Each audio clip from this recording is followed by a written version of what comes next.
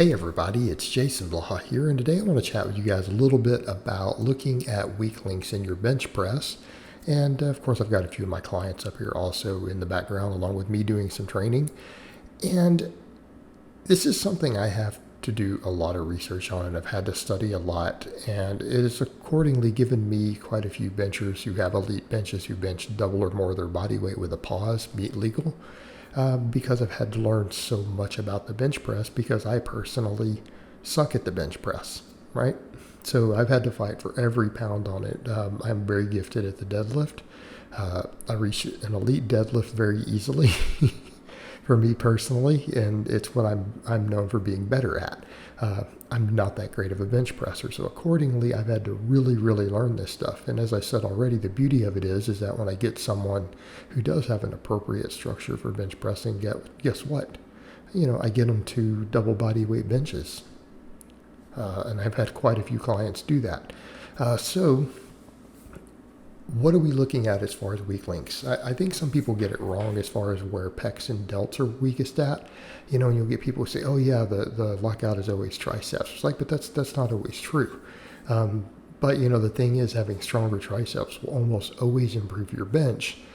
Just because you're weak at the lockout doesn't mean you have a tricep weakness. So the things that I look at are, where does the bar slow off the chest relative to the type of grip you're using?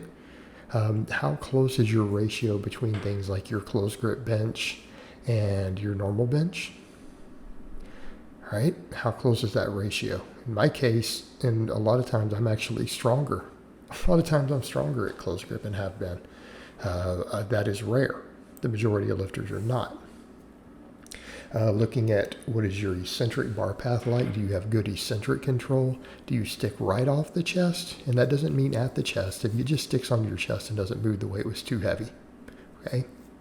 If you stick a few inches off the chest, you get the bar about 4 inches off the chest and it sticks.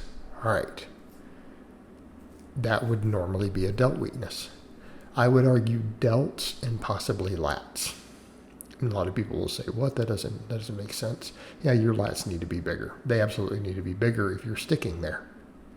And it has to do with their ability to slingshot you out of the bottom by pressing against your triceps when you pop them out. Okay? Interior deltoids, and really the whole delt, is usually something that's limiting you with getting initial speed right off the chest. Now, if you stick in the middle, what do we have? Well, that's usually a pectoral weakness. You just need a bigger chest, right? You need a bigger chest. Maybe you need to be doing some speed work, but you probably need bigger pecs. You should probably be doing some floor pressing, okay, so that you learn to accelerate from just off the chest closer to where you're sticking at without being able to use leg drive. Okay, there's things we're looking at. What about lockout? Well, lockout can still be chest. It can be chest or it can be triceps. You have to look at the bar path. All right, if someone sticks at the lockout, and we're talking on a medium or wider grip bench, because on a closed grip bench, you almost always stick at the lockout, unless you stick in the middle, in which case your pecs are really weak. Which again, me. That's me. That would be me. So with a wider grip, if you're sticking at the lockout, and by lockout I'm talking past the midway point, several inches past it, the last third. So if you have a 12-inch range of motion, the last 4 inches. Okay, if that's where you stick and have to grind, you have to look at the bar path. All right? If the bar stays fairly consistent over your chest and you stick right there, you still need bigger pecs. Okay? If the bar drifts towards your face, that means your triceps are weak and your delts are probably stronger. In other words, what's happening is that in that case, obviously you have weak triceps, and if you have weak triceps, then your delts are stronger than your triceps. And so your body will try to compensate by the bar drifting over your face where you grind at. And I'm not talking about people who it drifts further down, because what's been noticed in a lot of studies that looked at really strong benchers, and by really strong, I'm talking guys who bench over 500 in competition completely raw. Okay, guys who are past that point, All right, the bar drifts towards their face very quickly off the chest. I'm talking about when it drifts over your face towards the lockout and then you have to grind. All right, that means your triceps are weak. And that's a very common weakness. That's a very common weakness. It really is. So that's when you know your triceps need work. Now, if you're weak off the chest, that doesn't mean your triceps don't need work either. It might mean that things like the long head of your tricep need more work. Like if you're missing there on a max. We're not talking about on rep work when you're fatigued. Okay, that's a different animal. We're talking about when we're hitting maxes.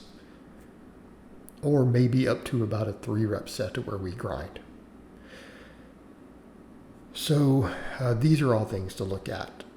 If you struggle with eccentric control, you can perfectly control the bar path and bar speed the way that you want. Your upper back is weak. Okay, so we've got a lot of possible weaknesses here: pecs, delts, triceps, lats, upper back. But that is one thing to look for too. If you're eccentric, right when you go to lower the bar down, you struggle with controlling it.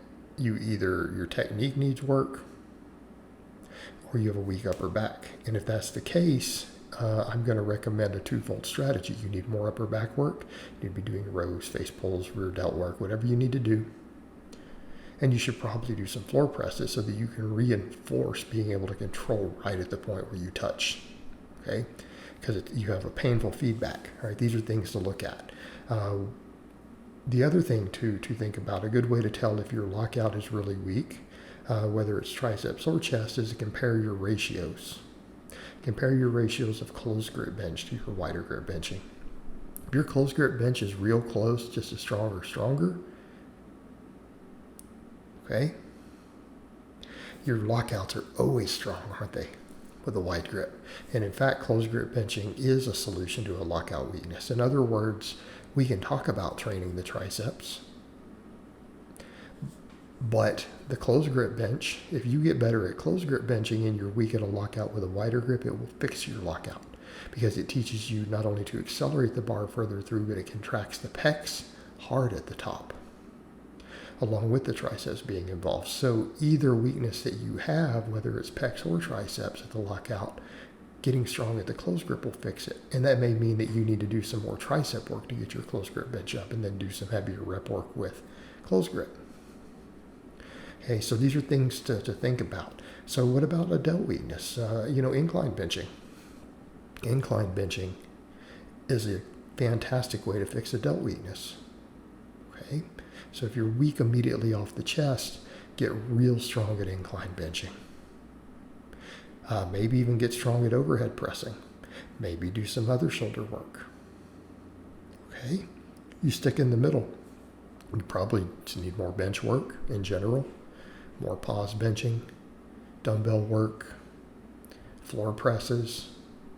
Okay, that can also be a good time to do cambered bar work. So these are the different things that you should look at with your bench, and hopefully this helps clarify it a little bit. All right, guys, well, that's really all I have to say on that today. I hope it's been informative, and I'll talk to you guys next time.